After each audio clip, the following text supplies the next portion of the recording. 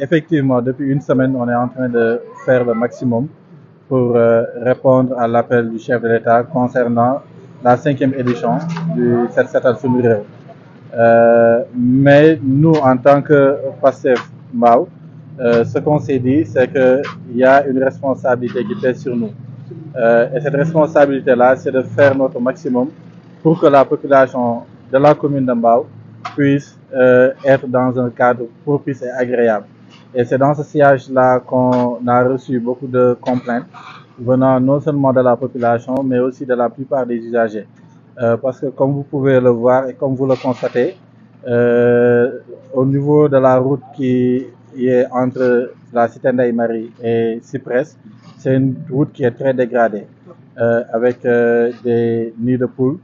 Et je pense qu'avec aussi l'hivernage, il y a beaucoup de choses qui sont aggravées. Et ce qui est dommage, c'est principalement le mutisme des autorités municipales qui sont au niveau de la commune de Mbao. Et c'est le même constat aussi qu'on voit au niveau du rond-point de Mbao, juste en face du boulevard, et qui est une situation qui est catastrophique.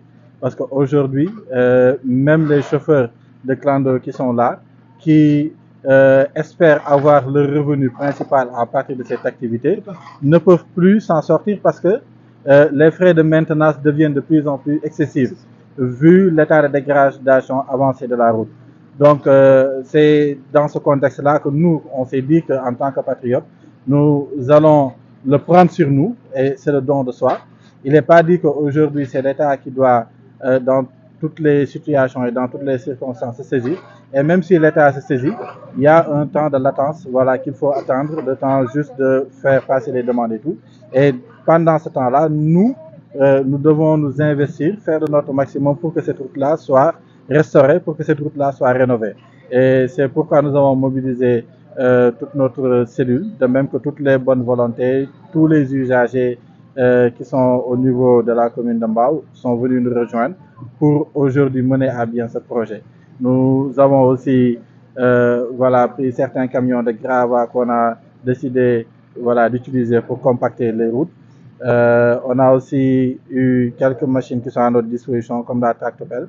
Et demain, ce que nous prévoyons de faire aussi, c'est avoir 2 camions de latérite pour stabiliser en fait la route, pour ne pas que ce qui est arrivé durant les années précédentes arrive. Parce que nous voulons faire un travail de qualité qui pourra résister au temps. Il n'est pas dit que c'est un travail définitif, parce que nous, ce que nous voulons réellement, c'est que le ministre des Infrastructures, en l'occurrence Malick Ndiaye, puisse s'autosaisir, venir au niveau de la commune de Mbao, et en partenariat aussi avec le port de Dakar, parce qu'il ne faut pas oublier que le port de Dakar a un parking qui est là. On l'appelle communément le parking malien. Aujourd'hui, il y a 30% du trafic malien qui passe au niveau du port de Dakar.